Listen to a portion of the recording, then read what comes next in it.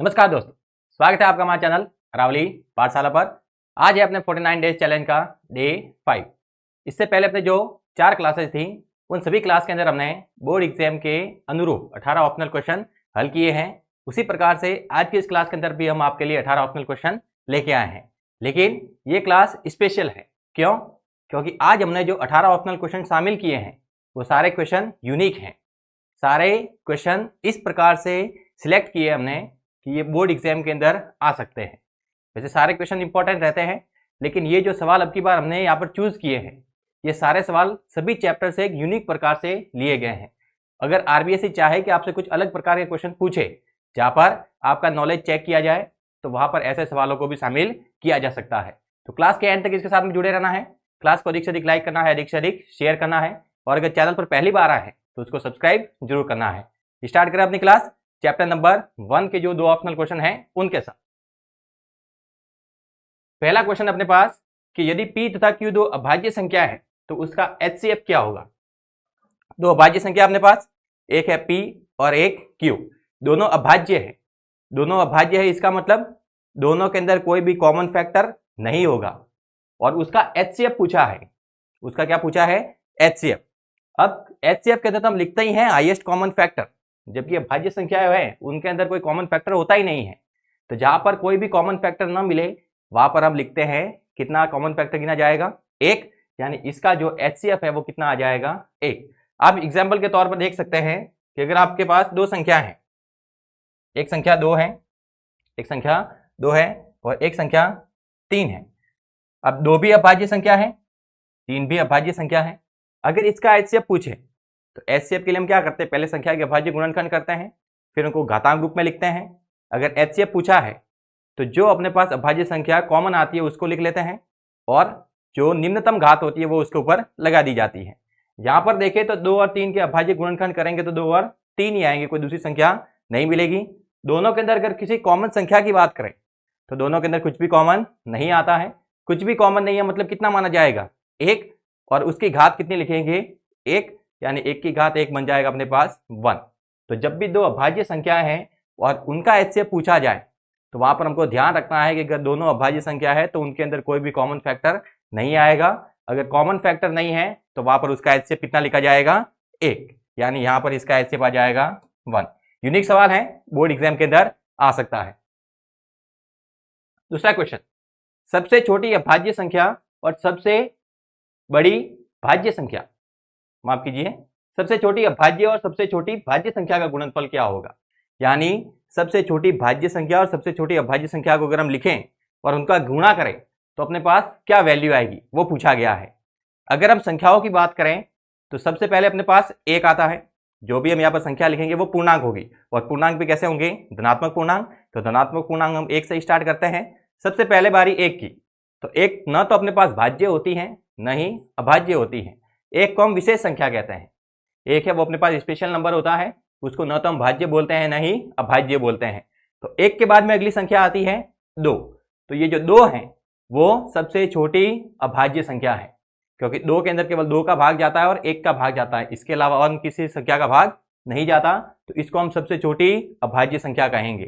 तो अगर हम कहें कि सबसे छोटी अभाज्य संख्या तो वो तो आगे अपने पास 2, और सबसे छोटी भाज्य संख्या, अब 2 से आगे बढ़ते हैं तो अपने पास आता है 3, और 3 भी अपने पास अभाज्य होता है क्योंकि केवल 3 और 1 का ही इसके अंदर भाग जाता है। 3 से आगे बढ़ते हैं तो अपने पास आता है 4। 4 के अंदर 1 का भाग जाता है, 4 खुद का भाग जाता है और 2 का भी भाग जाता है। जब 1 और खुद के अलावा किसी अन्य संख्या का भाग चला जाए तो उस संख्या को हम भाज्य संख्या कहते हैं। तो जैसे हमने 1 से स्टार्ट किया था तो सबसे छोटी अभाज्य संख्या 2 मिली, 2 के बाद में 3 आया जो कि अभाज्य था, उसके बाद में कितना आया? 4। तो 4 सबसे पहली भाज्य संख्या हमें मिली है। यानी सबसे छोटी जो भाज्य संख्या होगी वो हो जाएगी अपने पास 4, और उनका हमें गुणनफल पूछा है। तो 2 और 4 का गुणनफल करेंगे तो कितना आएगा? ये आ जाएगा अपने पास 8। 2 और 4 का गुणा किया तो कितना आ गया? 8। यानी सबसे छोटी अभाज्य संख्या और सबसे छोटी भाज्य संख्या, इनका अगर गुणा करें तो अपने पास गुणा कितना आता है? 8। अच्छा सवाल है, बोर्ड एग्जाम के अंदर पूछा जा सकता है। आपको ध्यान रखना है कि ये सबसे छोटी अभाज्य संख्या है ये सम है। ये क्या है? सम है, यानी इसको हम लिखेंगे सम अभाज्य संख्या।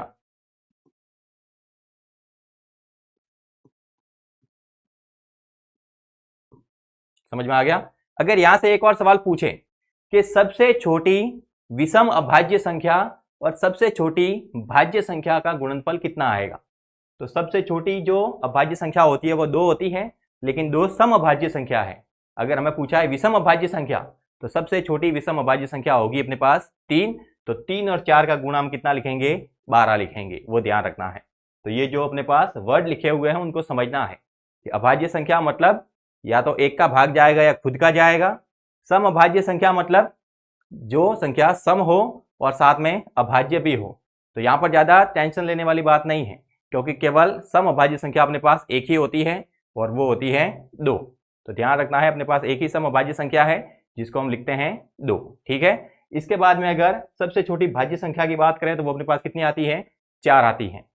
तो यहाँ से हम जो भी गुणनफल पूछा है वो उन शब्दों को समझकर लिख सकते हैं। अगला सवाल, यदि अल्फा और बीटा द्विघात बहुपद x² माइनस 5x प्लस 7 के मूल हो तो 1/अल्फा प्लस 1/बीटा का मान क्या होगा। यानी कहा है कि अल्फा और बीटा है वो द्विघात बहुपद को px से नॉर्मली लिखते हैं, तो इसको fx नहीं लिखना है, px लिख देना है। कि px बराबर लिखा है x² माइनस 5x प्लस 7। इसके 2 मूल हैं। 2 मूल यानी जब ये मान उस बहुपद के अंदर रखेंगे तो वो पूरा बहुपद क्या हो जाएगा, 0 हो जाएगा।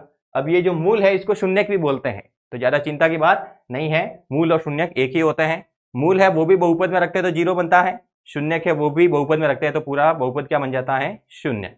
यानी जो वैल्यू उस बहुपद में रखें और बहुपद पूरा 0 बन जाए उसको मूल या शून्यक कहते हैं। तो अल्फा और बीटा ये 2 शून्यक हैं और द्विघात बहुपद है, यानी बहुपद के अंदर जो शून्यक होंगे वो कितने होंगे, 2 होंगे। तो ये अपने पास एक है अल्फा और एक है बीटा। यहां पर पूछा है 1/अल्फा, 1/अल्फा प्लस 1/बीटा, इसका मान कितना होगा, इसका मान कितना होगा। अब अगर हम चाहे तो इस बहुपद को हल कर सकते हैं, यहां से इसके मूल या शून्यक निकाल सकते हैं। एक को अल्फा कहेंगे, एक को बीटा कहेंगे, एक के बटे में लिखकर जोड़कर भी बता सकते हैं, लेकिन वो प्रोसेस है वो थोड़ा बड़ा हो जाता है। हमें इसका थोड़ा शॉर्ट में जवाब देना है, तो इसको थोड़ा सा हल कर लेना है कि 1/अल्फा प्लस 1/बीटा, इसको क्या लिख सकते हैं। देखना हर के रूप में अल्फा और बीटा अलग अलग मान है, तो अगर इसका यहाँ पर हम एलसीएम लेंगे तो एलसीएम आ जाएगा अल्फा गुणा बीटा। अगर अल्फा का भाग देंगे अल्फा कट जाएगा, बीटा बचेगा, बीटा का ऊपर गुणा करें तो एक के साथ गुणा होगा तो बन जाएगा बीटा, प्लस बीटा का भाग देंगे तो बीटा कट जाएगा, अल्फा बचेगा, अल्फा का गुणा ऊपर एक के साथ करेंगे तो ये आ जाएगा अल्फा। इसकी हमें वैल्यू निकालनी है। लिखा है बीटा प्लस अल्फा, तो अगर इसको हम घुमाकर ऐसा लिखें अल्फा प्लस बीटा और बटे में आ जाएगा अल्फा गुणा बीटा, इसकी वैल्यू कितनी है ये पता करनी है। यानी सवाल ये था, लेकिन अगर इसको वास्तविक रूप में देखें तो ये है, यानी हमें ये ज्ञात करना है। हम जानते हैं कि अल्फा प्लस बीटा ये अपने पास क्या होता है, शून्यकों का योग होता है, और शून्यकों का योग हम लिखते हैं -b/a से। और नीचे लिखा हुआ है अल्फा गुणा बीटा, अल्फा गुणा बीटा है शून्यकों का गुणनफल, और शून्यकों का जो गुणनफल होता है उसको हम c/a से लिखते हैं, तो ये हो जाएगा c/a। अगर हर का मान देखें तो हर का मान दोनों के अंदर समान है, यानी इधर भी a है इधर भी a है, तो इस हर से हर को काट सकते हैं, तो ये अपने पास आ गया -b/c। यानी हमें इस बहुपद से b और c का मान रखना है और b के आगे क्या चिन्ह लगाना है, माइनस। तो इस द्विघात बहुपद के अंदर अगर हम a b c की वैल्यू निकालें तो जो x² का गुणांक होता है वो a होता है, तो यहां पर हम लिख सकते हैं कि a बराबर आ जाएगा अपने पास 2। b की वैल्यू निकालें तो x का गुणांक b कहलाता है, तो x का गुणांक लिखा हुआ है -5, और अचर पद c होता है तो c का मान लिख सकते हैं 7। यहां पर अगर वैल्यू रखें तो माइनस का चिन्ह है, माइनस का चिन्ह लगा दिया, और b की वैल्यू रखनी है, b की वैल्यू है -5 और बटे में c का मान है 7, माइनस माइनस हो गया प्लस, तो ये बन गया 5/7, यानी ऑप्शन नंबर बी है वो यहां से हो जाएगा करेक्ट। तो ये जो अपने पास 1/अल्फा प्लस 1/बीटा लिखा है, इसको थोड़ा हल करते हैं तो अपने पास रूप बनता है अल्फा प्लस बीटा बटे में अल्फा गुणा बीटा। यानी ऊपर तो शून्यकों का योग निकलना है, नीचे शून्यकों का गुणनफल। योग होता है -b/a, गुणनफल होता है c/a। a से a कैंसिल हो गया, तो बना अपने पास -b/c, b और c का मान रखा तो अपने पास आ गया 5/7। अच्छा सवाल है, हो सकता है एग्जाम के अंदर आ जाए। अगला क्वेश्चन है कि एक द्विघात बहुपद के शून्यकों का योग तथा गुणनफल क्रमशः 2 तथा 15 है, तो बहुपद क्या होगा? यानी योग दे रखा है, अल्फा प्लस बीटा दे रखा है, योग कितना है? योग है 2। क्रमशः का मतलब ये है कि जो आगे लिखा है उसके लिए वैल्यू आगे है, जो पीछे लिखा हुआ है उसके लिए वैल्यू पीछे है। तो योग आगे है तो आगे वाली संख्या है वो योग का मान है, गुणनफल पीछे लिखा हुआ है यानी पीछे वाली संख्या वो गुणनफल है, गुणनफल लिखा है 15। अगर हमें शून्यकों का योग दे रखा है, गुणनफल दे रखा है, वहां से अगर हम बहुपद का निर्माण करना चाहते हैं तो उसके लिए हम लिखते हैं कि x² minus alpha plus beta x plus alpha गुणा बीटा, ये द्विघात बहुपद का मानक रूप होता है। अगर हम योगफल और गुणनफल की सहायता से द्विघात बहुपद बनाना चाहते हैं तो ये उसका क्या है? मानक रूप। हमें केवल यहाँ पर एल्फा प्लस बीटा और एल्फा गुणा बीटा की वैल्यू रखनी है, बस बाकी कुछ भी नहीं करना। अगर मान रखें तो ये बन जाएगा x² minus alpha plus beta का मान कितना है? 2 और पीछे गुणा में क्या है? x प्लस एल्फा गुणा बीटा का मान है 15। देख लेना अपने पास कोई ऑप्शन अवेलेबल है कि नहीं है। x² minus 2x plus 15, option number C, ये यहां से क्या हो जाएगा? करेक्ट। यहां से एक मेथड और है कि जैसे एल्फा प्लस बीटा बराबर 2 दे रखा है तो यहां से हम कहते हैं कि alpha plus beta minus b/a के बराबर होता है, यानी ये जो 2 है वो -b/a की वैल्यू है, यानी यहां पर हम लिख सकते हैं बराबर में 2 और एल्फा गुणा बीटा वो होता है c/a के बराबर। तो ये जो 15 है ये c/a की वैल्यू है। तो यहां से हम abc का मान तुलना द्वारा भी ज्ञात कर सकते हैं। अगर डायरेक्ट बहुपद ज्ञात करना है तो ये वाला तरीका सिंपल है। हो सकता है जब तुलना करें तो वहां पर अपने कोई गलती हो जाए। यहाँ पर केवल एल्फा प्लस बीटा और एल्फा गुणा बीटा जो मान सवाल के अंदर दे रखे हैं उनको केवल पुट करना है। तो ये अपने पास हो जाएगा द्विघात बहुपद। किसकी सहायता से निकाला? शून्यकों के योग और गुणनफल की सहायता से। अगला सवाल अपने पास कि विरोधी समीकरण युग्म के कितने हल होते हैं। अब ये वाला जो शब्द है वो किताब में न तो आपको कहीं पर देखने को मिला होगा, न ही आपने कहीं पर सुना होगा। तो यहाँ पर इस शब्द से ही इसका उत्तर मिल जाएगा। क्या है? विरोधी। विरोधी का मतलब एक दूसरे का विरोध करने वाला। अब विरोध करेंगे तो एक दूसरे के साथ में झगड़ा होगा।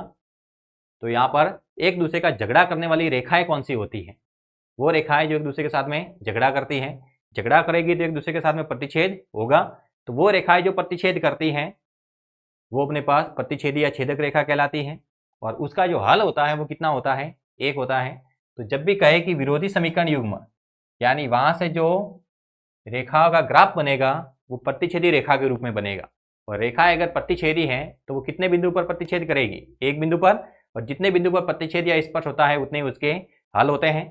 यानी ऑप्शन नंबर ए है वो यहाँ से हो जाएगा करेक्ट, क्योंकि विरोधी समीकरण युग्म है यानी दोनों रेखाएं हैं वो दूसरे को प्रतिच्छेद कर रही हैं, तब उसका हल कितना होता है? 1 होता है। Next question.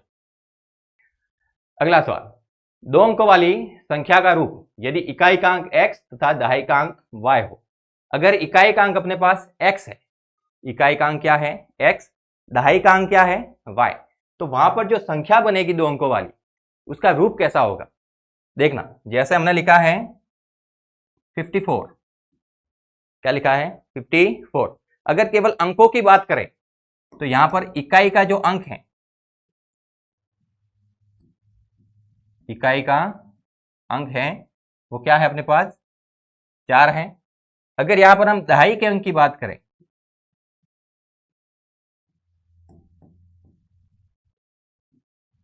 दहाई के अंक की बात करें तो वो कितना है? 5।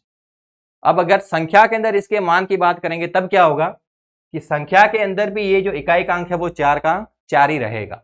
यहां देख रहे हैं तो भी 4 नजर आ रहा है। संख्या के अंदर भी इसका रोल कितना है? 4 का ही है, यानी इसके अंदर कोई भी चेंज नहीं आएगा। इकाई का अंक जो सवाल में दिया होगा वो का वो रहेगा। लेकिन जो दहाई का अंक है उसके अगर अंकों के हिसाब से देखें तो वो 5 के रूप में दिखाई दे रहा है, लेकिन संख्या में अगर इसका योगदान देखें तो ये 5 नहीं है, ये क्या है? 50 है। अगर संख्या में इस 5 को देखें तो ये किसका रोल अदा कर रहा है? ये 50 का रोल अदा कर रहा है। और 50 को क्या लिख सकते हैं? 10 × 5, क्या लिख सकते हैं? 10 इंटू 5। तो अगर अपने पास कोई संख्या है उसके अंदर इकाइकांक x है तो इकाई का तो जो अंक है सवाल में दिया हुआ वो का वो ही लिखना है, यानी ये तो x का x ही रहेगा।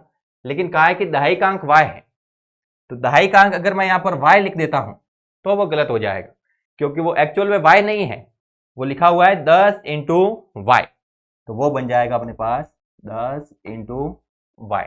तो संख्या कैसे लिखते हैं, दहाइकांक उधर, पीछे इकाइकांक, तो दहाइकांक अपने पास आ गया 10y और इकाइकांक आ जाएगा अपने पास x। ये हो जाएगा अपने पास संख्या का रूप, यानी ऑप्शन नंबर सी है वो हो जाएगा करेक्ट। आप डायरेक्ट लिख सकते हैं कि जो इकाइकांक है उसको 1 के गुणा में लिखना है, दहाइकांक है उसे 10 के गुणा में लिखना है, सैकड़ा का अंक है उसे 100 के गुणा में लिखना है, तो वहां से आपके पास संख्या तैयार हो जाएगी। अगर कहें कि इकाइकांक p है, दहाइकांक q है, तो वहां से संख्या क्या बनेगी, तो इकाई का अंक p है उसको तो ऐसा का ऐसा लिखना है, लेकिन जो दहाई का अंक है उसको 10 के गुणा में लिखोगे, तो 10 के गुणा में अगर q लिखेंगे तो वो बन जाएगा 10q, संख्या बन जाएगी 10q प्लस p, वो हो जाएगी अपने पास इकाई का अंक p तथा दहाई का अंक q वाली संख्या। संख्या का रूप क्या बना, 10q प्लस y। यहाँ पर इकाई का अंक x था, दहाई का अंक y था, तो इकाई का अंक तो x लिखा, दहाई का अंक क्या बन गया 10y, तो संख्या कहलाएगी 10y प्लस x। इस प्रकार का सवाल भी एग्जाम के अंदर आ सकता है। काय सभी समबाहु त्रिभुज होते हैं, अगर हम सभी समबाहु त्रिभुजों की बात करें तो वो किस प्रकार के होंगे। जब भी हम त्रिभुज वाले चैप्टर को देखते हैं तो वहां पर अपने पास एक समरूप का कॉन्सेप्ट दिया हुआ है। समरूप क्या होता है कि जिसके अंदर संगत कोण बराबर होते हैं, संगत भुजाएं समानुपाती होती है। अगर हम समबाहु त्रिभुज की बात करें तो समबाहु त्रिभुज में प्रत्येक कोण कितने डिग्री का होता है, 60 डिग्री का। तो अगर मैं दो अलग अलग समबाहु त्रिभुज लेता हूं, दोनों के अंदर अगर कोण देखेंगे तो कोण तो 60 यही होंगे, यानी दोनों त्रिभुजों के अंदर अगर कोण की तुलना करेंगे तो प्रत्येक कोण क्या हो जाएगा, बराबर, यानी संगत कोण है वो बराबर आ रहे हैं। अब कोण बराबर है तो उनके सामने वाली भुजाएं भी कैसी होती हैं, समान होती हैं। तो वहां से अगर एक त्रिभुज की भुजाएं 5 5 5 है, दूसरे त्रिभुज की भुजाएं 3 3 और 3 है, अगर अनुपात निकालेंगे तो सब जगह अनुपात या तो 3/5 आएगा या फिर 5/3 आएगा। तीनों भुजाओं के लिए जो अनुपात रहेगा वो बराबर रहेगा, और संगत कोण है वो 60 डिग्री है, यानी संगत कोण भी बराबर है, संगत भुजाएं समानुपाती है। जब ऐसी जब कंडीशन आती है तब हम कहते हैं कि वहां पर वो त्रिभुज समरूप है, वहां पर वो त्रिभुज क्या कहलाएंगे, समरूप कहलाएंगे, यानी सभी समबाहु त्रिभुज अपने पास समरूप होते हैं। इसके अलावा कुछ और भी शेप है, जैसे अगर हम वृत्त की बात करें तो जो सारे वृत्त हैं वो अपने पास समरूप होते हैं। अगर वृत्त को बनाने जाएं तो जैसी उनकी त्रिज्या है उस प्रकार से उनका आकार हो जाएगा। अगर त्रिज्या छोटी है तो उसका जो आकार है यानी उसका जो साइज है वो कैसा रहेगा, छोटा।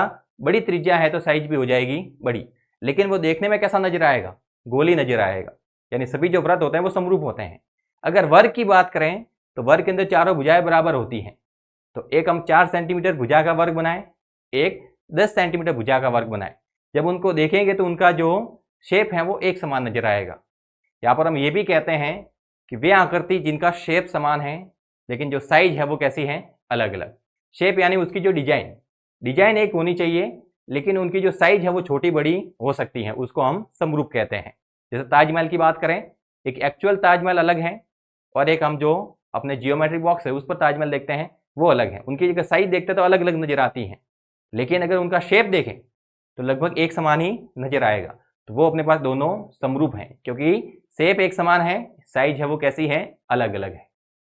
तो यहाँ पर सभी समबाहु त्रिभुज अपने पास समरूप होते हैं। आपको ध्यान रखना है कि समकोण त्रिभुज समरूप है, समबाहु त्रिभुज समरूप है, लेकिन समद्विबाहु त्रिभुज समरूप नहीं है। वर्ग है वो समरूप है, वर्त है वो भी समरूप है। अगला सवाल अपने पास कि त्रिभुज एबीसी में AB square plus BC square बराबर AC स्क्वायर हो और AB बराबर BC हो तो कोण C का मान क्या होगा। अपने पास दो भुजाओं के वर्गों का योग है वो तीसरी भुजा के वर्ग के बराबर दिया है। जब इस प्रकार की कंडीशन होती है तब हम कहते हैं वहां पर पाइथागोरस प्रमेय लगी है, और पाइथागोरस प्रमेय लगी है यानी वहां पर समकोण त्रिभुज का निर्माण हो रहा है। तो दो भुजाओं के वर्गों का योग तीसरी भुजा के वर्ग के बराबर आ रहा है, यानी ये जो AC है, ये जो अपने पास AC है वो अपने पास क्या है, कर्ण है। AC क्या है, कर्ण, तो यहां पर हमें एक समकोण त्रिभुज बनाना होगा। किसका निर्माण करना होगा? समकोण त्रिभुज का। अब देखना, AC है वो कर्ण है। AC क्या है? कर्ण। यानी यहां पर A रख सकते हैं, यहां पर C रख सकते हैं, या फिर यहां पर A रखे, यहां पर C रखे। यानी कर्ण के अंदर A और C वाले पॉइंट होंगे। तो जो तीसरा पॉइंट बचा है त्रिभुज ABC में वो कौन सा है? B है। यानी 90 का जो कोण बन रहा है वो कहां पर बन रहा है? B पर।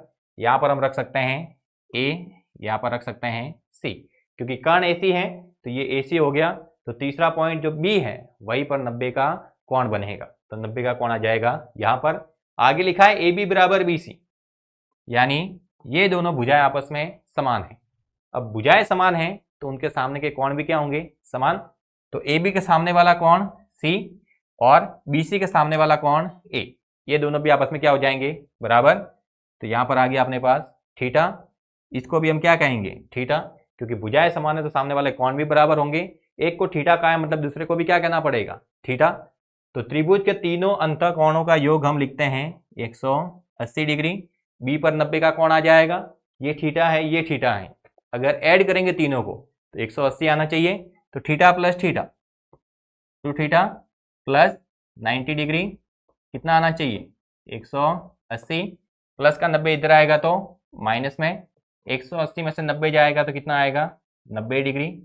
थीटा की वैल्यू निकालनी है, 90 डिग्री बटे 2 भाग दिया तो आ गया अपने पास 45 डिग्री। ऑप्शन नंबर बी है वो यहां से हो जाएगा अपने पास करेक्ट। अगला है कि बिंदु P x, y की मूल बिंदु से दूरी क्या होगी? यानी एक बिंदु दे रखा है हमें x, y, उसकी कितने दूरी पूछी है? मूल बिंदु से। अब मूल बिंदु अपने पास क्या होता है? 0, 0। तो जैसे हम बात करें कि यहां पर अपने पास मूल बिंदु है और मूल बिंदु के निर्देशांक हम लिखते हैं 0, 0। एक अपने पास यहां पर पॉइंट है, इसका नाम है P। इसके कोऑर्डिनेट है अपने पास x, y। कहा है कि बिंदु P की x, y से दूरी ज्ञात करनी है कि इन दोनों के बीच में दूरी क्या होगी, ये वाली डिस्टेंस ज्ञात करनी है हमें। अब जब भी दूरी की बात करें तो वहां पर दूरी सूत्र लगाना है। अब ये जो पॉइंट है इनको कुछ नाम देना पड़ेगा। ये हो जाएगा अपने पास x1, y1, ये हो जाएगा x2, y2। दूरी सूत्र लिखते हैं। दूरी सूत्र होता है अपने पास x2 माइनस x1 का whole square plus y2 minus y1 का होल स्क्वायर। वैल्यू पुट करें, x2 की जगह आ जाएगा x माइनस x1 की जगह आ जाएगा 0, पावर हो जाएगी 2। y2 की जगह आ जाएगा y माइनस y1 की जगह हो जाएगा 0, पावर आ जाएगी 2। x माइनस 0 ये आ जाएगा x और ऊपर घात कितनी है? 2, यानी बन गया एक्स स्क्वायर। y माइनस 0 ये हो जाएगा y, ऊपर घात कितनी है? 2, तो ये बन जाएगा y square.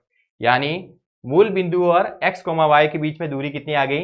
X square plus y square, ऊपर क्या रहेगा? Under root. Option number B है वो यहां से हो जाएगा करेक्ट। दूरी सूत्र लगाना है, एक जगह मूल बिंदु रहेगा, दूसरी जगह वो x, y वाला पॉइंट रहेगा। अब किसी को भी x1, y1 ले सकते हैं, किसी को भी x2, y2 ले सकते हैं। इसको x2, y2 माना जा सकता है, इसको x1, y1 माना जा सकता है। ऊपर 2 घात है तो अगर माइनस में भी वैल्यू आएगी तो वो किस में कन्वर्ट हो जाएगी? प्लस में। तो अपने पास लास्ट में जो दूरी मिलेगी मूल बिंदु और किसी बिंदु x, y के बीच में, वो मिलेगी under root x square plus y square. अगला क्वेश्चन अपने पास कि यदि a cos थीटा बराबर 1 हो। अच्छा सवाल है, ध्यान रखिएगा। a cos थीटा बराबर कितना है? 1 है, तथा b sin थीटा बराबर 1 हो। b sin थीटा बराबर भी क्या हो? 1 हो। तो tan थीटा का मान निम्नांकित में से कौन सा होगा? हमें किसकी वैल्यू चाहिए? tan थीटा की। अब 2 तरीके हैं यहां पर। 2 तरीके कौन से? कि एक तो अगर हमें tan थीटा ज्ञात करना है तो साइन के बटे में cos लाना पड़ेगा। तो साइन वाला एलिमेंट इसमें है, cos वाला एलिमेंट इसमें है, यानी इसके अंदर इसका क्या दे दे? भाग। तो साइन के बटे में cos आ जाएगा तो उसको हम tan लिख सकते हैं। तो tan थीटा की वैल्यू आ जाएगी। और एक तरीका यह है कि यहां से cos थीटा का मान ज्ञात कर दें, यहां से sin थीटा का मान ज्ञात कर दें और फिर साइन के बटे में कॉस्ट लिखे। पहले इनका भाग करके देख लेते हैं कि अगर मैं लिख दूं बी साइन थीटा बटे में ए कॉस थीटा, यानी लेफ्ट हैंड साइड वाला भाग मैंने बटे में रखा है, तो राइट हैंड साइड वाला भाग भी क्या आएगा, बटे में, यानी 1/1।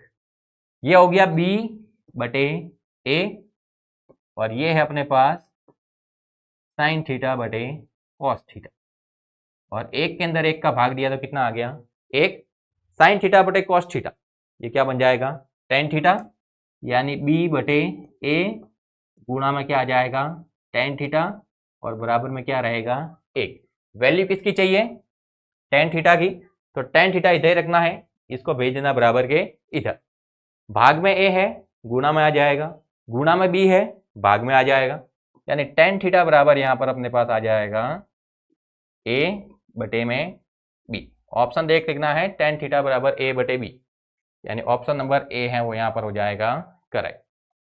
एक तरीका दूसरा क्या बोला था कि यहां से कॉस थीटा की वैल्यू निकाल देते हैं, तो कॉस थीटा बचेगा अपने पास 1/a, यहां से साइन थीटा की वैल्यू निकाल देते हैं, तो साइन थीटा इधर रखना है, b गुणा में इधर आएगा तो भाग में, टेन थीटा की वैल्यू चाहिए तो साइन के बटे में कॉस रखना है, यानी साइन थीटा बटे में कॉस थीटा। साइन थीटा का मान क्या है, 1/b, कॉस थीटा की वैल्यू 1/a, ये ऊपर जाएगा तो उल्टा हो जाएगा, साइन बटे कॉस आ जाएगा 10, और ये उल्टा होकर बन जाएगा a बटे b। देखना दोनों से जो वैल्यू आ रही है वो a बटे b ही आ रही है, तो इस प्रकार का सवाल एग्जाम के अंदर आ सकता है, इसकी प्रबल संभावना है। नेक्स्ट क्वेश्चन कि सूर्य का उन्नयन कोण जब किसी सीधे खड़े खंभे की छाया और उसकी लंबाई बराबर हो जाए, यानी खंभा है, उसकी छाया और उसकी लंबाई दोनों आपस में बराबर आ रही है, यानी लंब और आधार दोनों आपस में बराबर हैं। जब लंब और आधार दोनों आपस में बराबर होते हैं तो वहां पर लंब और आधार का त्रिकोणमितीय अनुपात यूज करते हैं, और लंब और आधार का त्रिकोणमितीय अनुपात 10 में आता है। दोनों बराबर है तो वैल्यू कट जाएगी, एक मान आएगा, और टेन थीटा है वो 45 डिग्री पर एक आता है, यानी यहां पर थीटा बराबर 45 डिग्री पर उस खंभे की लंबाई और उसकी छाया दोनों आपस में क्या हो जाएगी, बराबर, यानी एंगल 45 है। लेकिन प्रॉब्लम यह है कि यहाँ पर मान है वो डिग्री के अंदर नहीं है, यहाँ पर कुछ पाई वाले मान है। मान किसमें है, पाई के अंदर। तो डिग्री को अगर पाई में चेंज करना है, डिग्री को किस में चेंज करना है, पाई में, तो जब भी कोई थीटा की वैल्यू डिग्री में दे रखी है उसको पाई में कन्वर्ट करना है, तो उस डिग्री वाली वैल्यू का गुणा पाई बटे 180 के साथ में कर देते हैं। तो थीटा के अंदर वैल्यू डिग्री में थी, कितनी थी, 45 डिग्री। अगर पाई में चेंज करना है तो गुणा किसके साथ कर देंगे, पाई बटे 180। अब 45 से काटें तो 45 से ये कट जाएगा 4 बार, मान आ जाएगा पाई बटे 4, यानी ऑप्शन नंबर बी है वो करेक्ट हो जाएगा। तो ये वाली जो माप है वो रेडियन माप है, ये वाली माप क्या है, रेडियन माप, और ये वाली माप क्या है, डिग्री वाली माप। दो मापें होती हैं थीटा को कैलकुलेट करने की, एक डिग्री और एक रेडियन। अगर हमें डिग्री वाली वैल्यू रेडियन में चेंज करनी है तो पाई बटे 180 डिग्री के साथ में गुणा करते हैं, और अगर रेडियन वाली माप को डिग्री में चेंज करना है तो 180 डिग्री बटे पाई का गुणा करते हैं। आप चाहे तो ये सारे जो पाई वाली वैल्यू है उसको डिग्री में भी कन्वर्ट कर सकते हैं। आपको इस क्वेश्चन के हल के रूप में कमेंट बॉक्स के अंदर ये लिखना है कि π/2 इसका डिग्री के अंदर मान क्या है, π/3 इसका डिग्री के अंदर मान क्या है, और π/6 इसका डिग्री के अंदर मान क्या आता है। ये आपको डिग्री वाली वैल्यू लिखनी है। फिलहाल इसका जो करेक्ट आंसर होगा वो होगा π/4, क्योंकि ये होता है 45 डिग्री, और लंब और आधार अगर बराबर है तो वहां पर थीटा बराबर होता है 45 डिग्री। अगला सवाल, एक आदमी 24 मीटर पश्चिम जाता है, पुनः वह 10 मीटर उत्तर जाता है, अब वह अपने प्रारंभिक बिंदु से कितनी दूरी पर है। यानी यहां पर अगर हम निर्देशांक बनाने जाएं, अगर आप निर्देशांक की सहायता से करेंगे तो हो सकता है आपको आसानी रहे।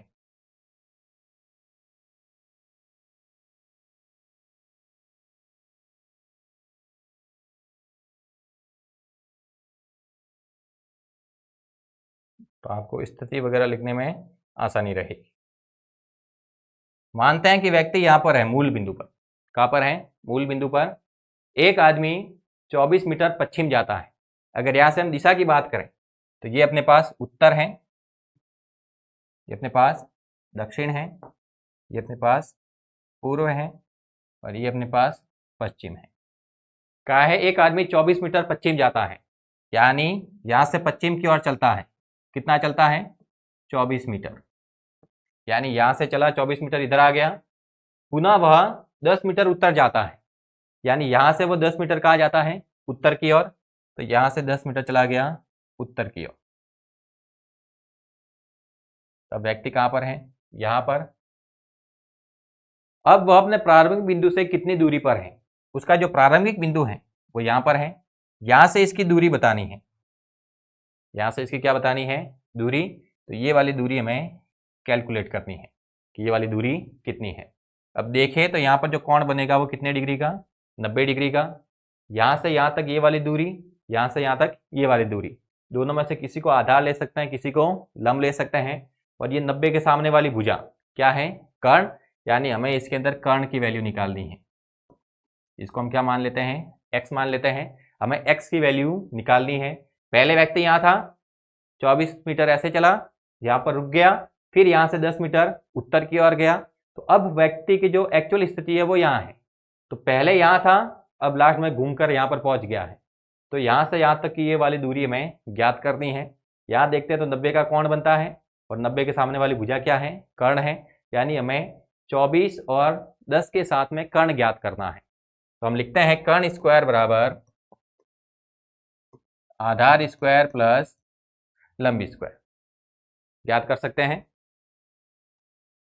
आधार कितना माने? 24, तो 24 का स्क्वायर। लंब कितना माने? 10, तो कर्ण स्क्वायर 24 का स्क्वायर हो जाएगा अपने पास 576, 10 का स्क्वायर 100, ये हो जाएगा 676। स्क्वायर हटाएंगे तो क्या आ जाएगा? Under root. यानी अंडर रूट 676 की वैल्यू हमें बतानी है कि अंडर रूट 676 कितना होता है। अब अगर आपको इसकी वैल्यू पता नहीं है, इसकी वैल्यू पता नहीं है, तो यहाँ पर हम इनको कैलकुलेट भी कर सकते हैं। देखना, 17 का स्क्वायर तो नॉर्मली याद होता है 289 होता है। 17 का स्क्वायर तो कितना लिखेंगे? 289। मतलब यहाँ तक तो वैल्यू नहीं है, ये वाला मान तो कैसा हो जाएगा? गलत। अब 34 की बात करें तो 30 का जब हम स्क्वायर करते हैं तो वो 900 आता है। ये 900 से कम वैल्यू है, यानी 34 भी नहीं हो सकता। अब वैल्यू बची 28 और 26, 28 और 26। और जब भी हम किसी वर्ग की बात करते हैं, जब भी हम किसी वर्ग की बात करते हैं तो उसका जो इकाई वाला पद होता है वहाँ से हम ये ज्ञात कर सकते हैं कि उसका वर्ग करेंगे तो पीछे संख्या क्या आएगी। जैसे यहाँ पर लिखा है 8, तो 8 का वर्ग करते तो 64 आता है। कितना आता है? 64। यानी इकाई का अंक क्या होगा? 4। यानी ये वाला ऑप्शन भी नहीं हो सकता।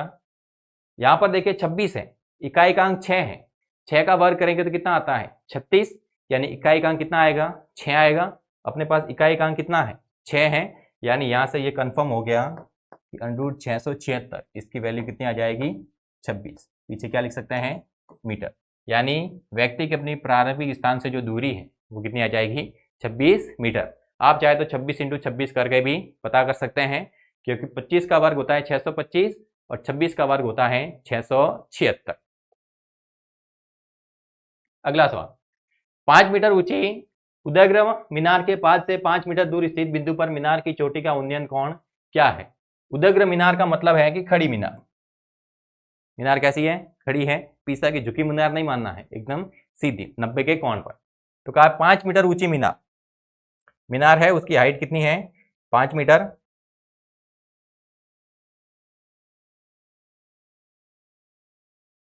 मीनार की हाइट कितनी है? 5 मीटर। और कहा है मीनार के पास से 5 मीटर दूर स्थित बिंदु, यहां से कितनी दूरी पर? 5 मीटर दूर स्थित बिंदु पर मीनार की चोटी का उन्नयन कोण क्या होगा? यहाँ पर थीटा की वैल्यू ज्ञात कर रही है। अब ध्यान से देखें तो थीटा के सामने लंब है, यहाँ पर 90 का कोण हो जाएगा, ये वाली भुजा कर्ण हो जाएगी। थीटा के सामने क्या होता है? लंब होता है। तीसरी भुजा क्या हो जाएगी? आधार। तो लंब और आधार का त्रिकोणमितीय अनुपात यूज करेंगे। देखते हैं तो लंब और आधार दोनों बराबर हैं, तो इस सवाल को वैसे भी समझ सकते हैं कि ये अपने पास क्या है, मीनार की ऊंचाई, और ये उसकी क्या है, छाया। तो ये ऊंचाई और छाया दोनों आपस में क्या आ रही है, बराबर। जब ऐसी कंडीशन होती है तो वहां पर थीटा बराबर क्या होता है, 45 डिग्री।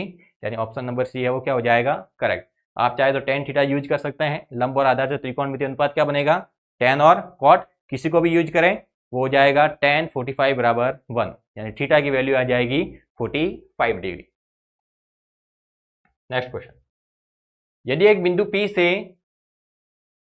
O केंद्र वाले किसी वृत्त पर P और PB स्पर्शरेखा परस्पर 80 के कोण पर झुकी हो तो कोण POA बराबर है।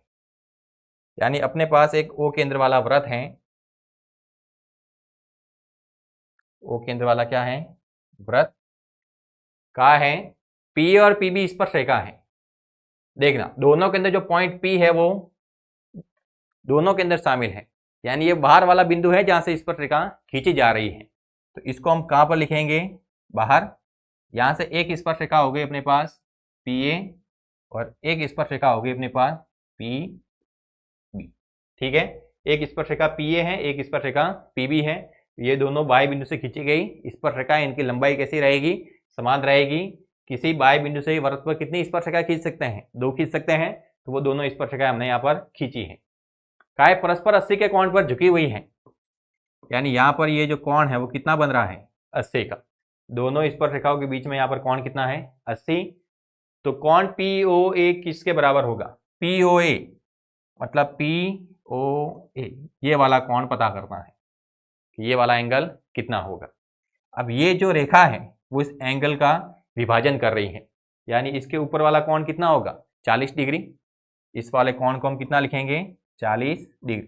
पूरा 80 है, जहां पर इस OP रेखा द्वारा विभाजन हो गया तो ये ऊपर वाला कोण कितना बन गया, 40 डिग्री।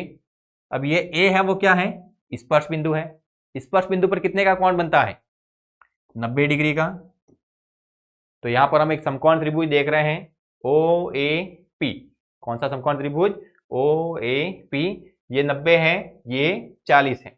40 यानी ये वाला कोण, ये P पर जो यहाँ पर आधा कोण बन रहा है वो ये 40 है, ये 90 है। तो O वाला कोण ज्ञात कर सकते हैं। त्रिभुज के तीनों अंतःकोणों का योग 180 डिग्री। तो 40 और 90 जोड़ दिया तो 130 आ गया, यानी ये वाला एंगल कितना आ जाएगा, 50। एक तरीका तो ये है। दूसरा तरीका ये कि अगर हम इसको भी मिला देते हैं, O और B को मिला देते हैं, तो यहाँ पर B पर भी 90 का कोण बनेगा। ये भी स्पर्श बिंदु है, तो स्पर्श रेखा और त्रिज्या के मध्य स्पर्श बिंदु पर समकोण बनता है। यहाँ पर अपने पास फिर एक चतुर्भुज बनेगा PAOB, जहां पर ये पूरा 80 है, ये 90 है, ये 90 है। तो ये चौथा कोण ज्ञात कर सकते हैं पूरा ऊपर बनने वाला। तो 90 90 180, 180 और 80 260। ये पूरा कोण कितना आ जाएगा, 100 डिग्री। अब देखते हैं तो ये OP रेखा इस 100 डिग्री का विभाजन कर रही है। 100 डिग्री का विभाजन होगा तो ऊपर वाला कोण कितना आ जाएगा, 50 डिग्री। दोनों तरीकों से इस वाले कोण की वैल्यू कैलकुलेट की जा सकती है। अगर आप यहाँ पर विभाजन कर रहे हैं तो आप जो चतुर्भुज है उसके चारों कोणों के योग वाला कॉन्सेप्ट लगाएंगे।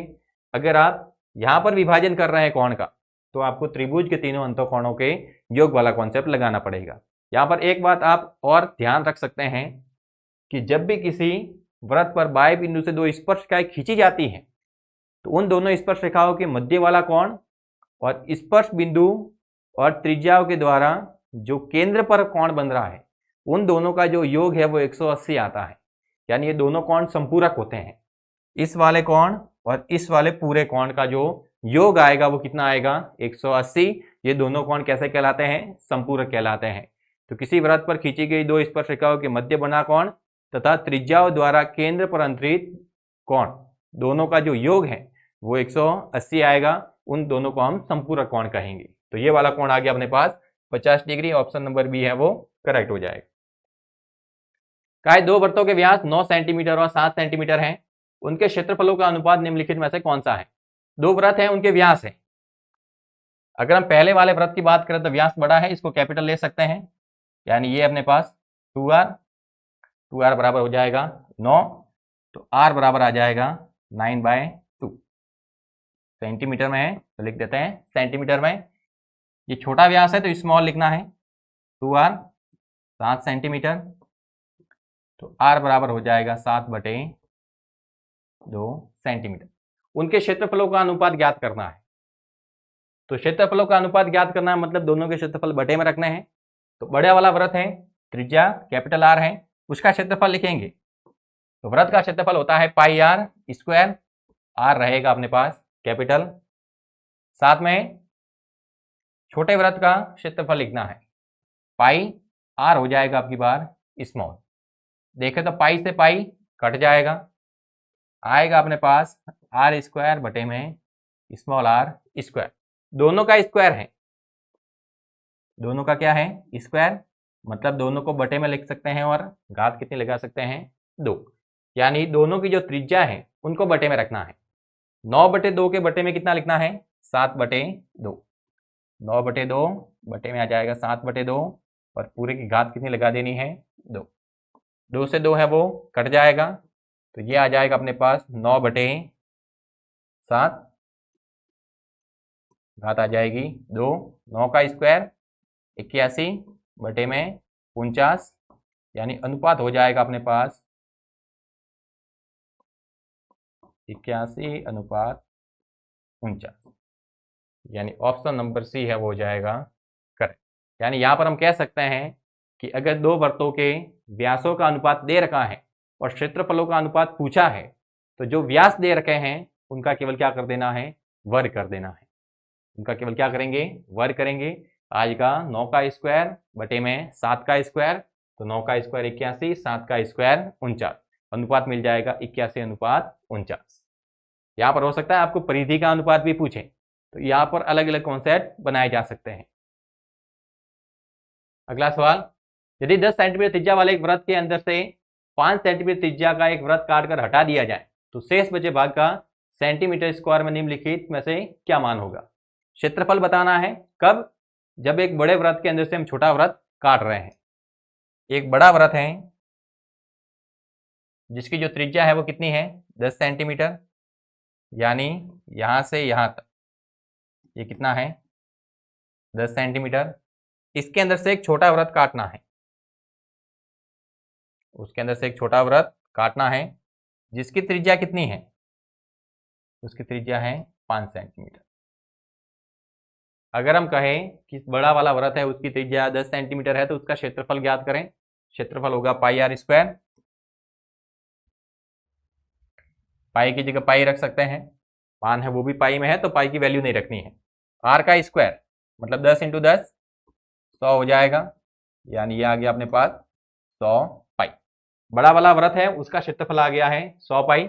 छोटे वाले वृत्त की बात करें तो पाई की वैल्यू तो पाई रखनी है, त्रिज्या है छोटे के लिए 5, तो 5 का स्क्वायर, 5 का स्क्वायर हो जाएगा 25, यानी ये आ गया 25 पाई। पीछे लिख देना है सेंटीमीटर स्क्वायर, इधर भी सेंटीमीटर स्क्वायर।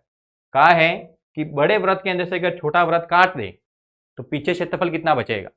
तो बड़े वृत्त का क्षेत्रफल था 100 पाई, उसके अंदर से छोटा वृत्त काट के निकालना है, तो छोटे वृत्त का क्षेत्रफल कितना है 25 पाई, घटा देंगे तो आ जाएगा 75 पाई सेंटीमीटर स्क्वायर, यानी ऑप्शन नंबर सी है वो यहाँ से हो जाएगा करेक्ट। अच्छा सवाल है, एग्जाम के अंदर आ सकता है।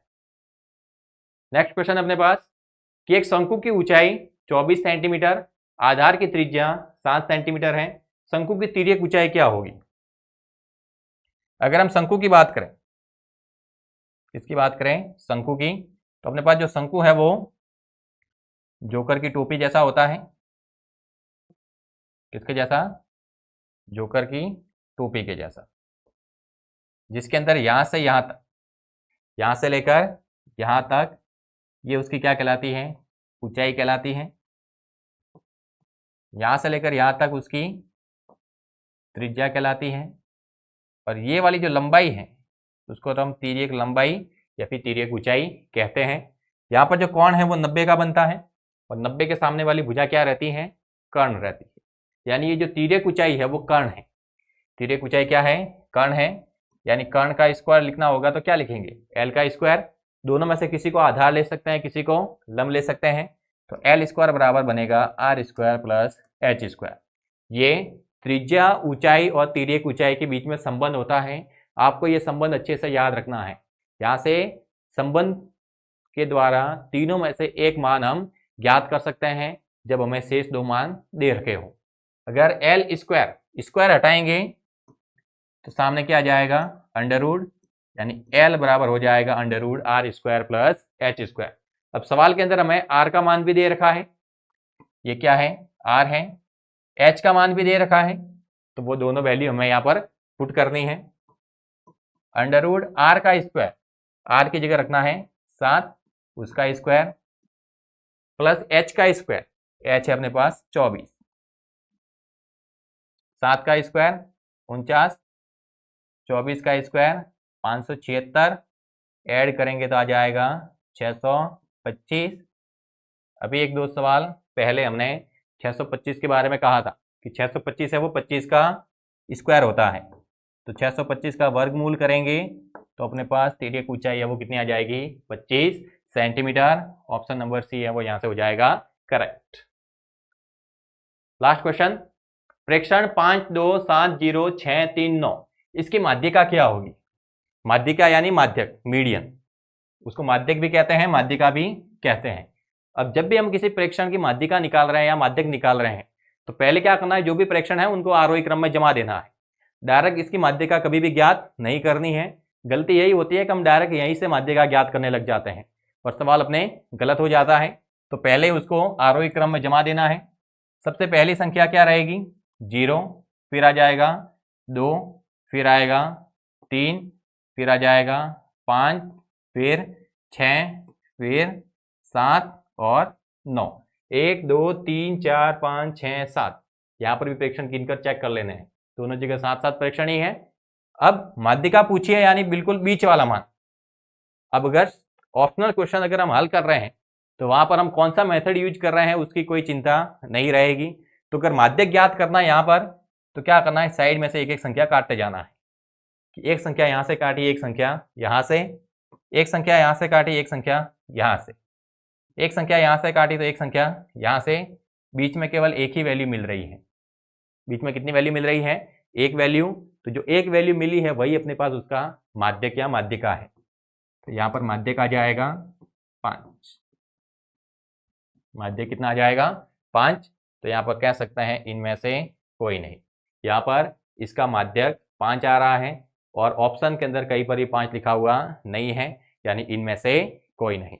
अब बाय चांस अगर ऐसा आ जाए कि जब हम साइड से काटते जाएं और बीच में 2 संख्या बचे, अगर हमने उसको भी काट लिया तो बीच में कोई संख्या रहेगी ही नहीं, हमें बीच में संख्या रखनी है।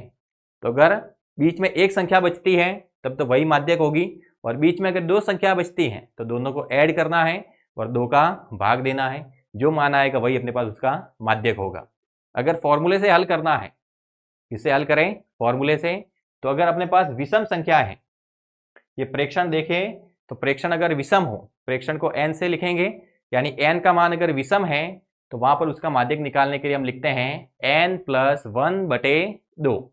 जैसे यहाँ पर n की वैल्यू कितनी है, 7 है, तो 7 + 1/2 वा प्रेक्षण, तो 7 + 1 8, 8/2 4, 4वां प्रेक्षण, यानी चौथा प्रेक्षण लिखना है। चौथा प्रेक्षण कितना आ रहा है, 5 आ रहा है, तो इसका जो माध्यक है वो कितना आएगा, 5। अगर प्रेक्षण सम है, n का मान सम है, तो वहां पर हमें माध्यक निकालने के लिए n/2वां प्रेक्षण ज्ञात करना पड़ेगा, n/2 + 1वां प्रेक्षण ज्ञात करना पड़ेगा, दोनों को जोड़कर 2 का भाग देंगे। यानी वहां से अगर मैं वैल्यू निकालनी है, जैसे 8 प्रेक्षण है, इसी की बात लेते हैं, जैसे 0 है, 2 है, 3 है, 5 6 7 9 और 11 है। n की वैल्यू देखें तो कितनी आ रही है, 8 आ रही है। यहाँ पर अगर हम साइड से काटते जाते हैं, इसको काटते, इसको काट देते हैं, इसको और इसको काटते हैं, इसको और इसको काटते हैं। अब इसको और इसको भी काट दिया तो बीच में कुछ बचा ही नहीं, तो इन वाले प्रेक्षण को काटना नहीं है, इन दोनों को जोड़ देना है और 2 का भाग देना है। यानी 5 + 6 जोड़ा तो 11 आ गया, 2 का भाग दिया तो 5.5। फॉर्मूले से करें तो n/2वां पद, n/2वां पद मतलब n का मान 8 है तो 8/2 चौथा पद, प्लस n/2 + 1वां पद यानी उसके आगे वाला, तो 5 के बाद में अगला क्या है, 6 है, यानी 5वां पद है, और बटे में 2 लिखना है। चौथा और 5वां पद, चौथा पद कितना है, 5, ये पद है, चौथा पद, पांचवा पद, 4 + 5 9 नहीं करना है, ये चौथा पद है और पांचवा पद है, उनको जोड़ना है और 2 का भाग देना है। चौथा पद है अपने पास 5, पांचवा पद 6, 2 का भाग दिया 11/2 आ गया 5.5। तो अगर n बराबर विषम है तो डायरेक्ट लिख देते हैं n + 1/2वां पद, n बराबर सम है तो n/2वां पद प्लस n/2 + 1वां पद बटे में 2, यानी वो पद लिखने हैं और फिर 2 का क्या देना है, भाग देना है। तो यहाँ से आज की क्लास के अपने जो 18 क्वेश्चन थे वो कंप्लीट होते हैं। सारे क्वेश्चन हैं वो बोर्ड एग्जाम के अंदर आने लायक हैं, तो आपको इनकी अच्छे से प्रैक्टिस करनी है। यहाँ से कोई भी सवाल बोर्ड एग्जाम के अंदर पूछा जा सकता है। आज की जो सारे सवाल थे वो शेष सवालों से थोड़े से यूनिक थे, तो यहाँ से क्वेश्चन बनने की प्रबल संभावना रहेगी। तो जुड़े रहना है आपको अरावली पाठशाला के साथ में। क्लास को अधिक से अधिक लाइक करना है, अधिक से अधिक शेयर करना है, और चैनल पर पहली बार आए हैं तो इसको सब्सक्राइब जरूर करना है। मिलते हैं नेक्स्ट क्लास में, तब तक के लिए धन्यवाद, टेक केयर।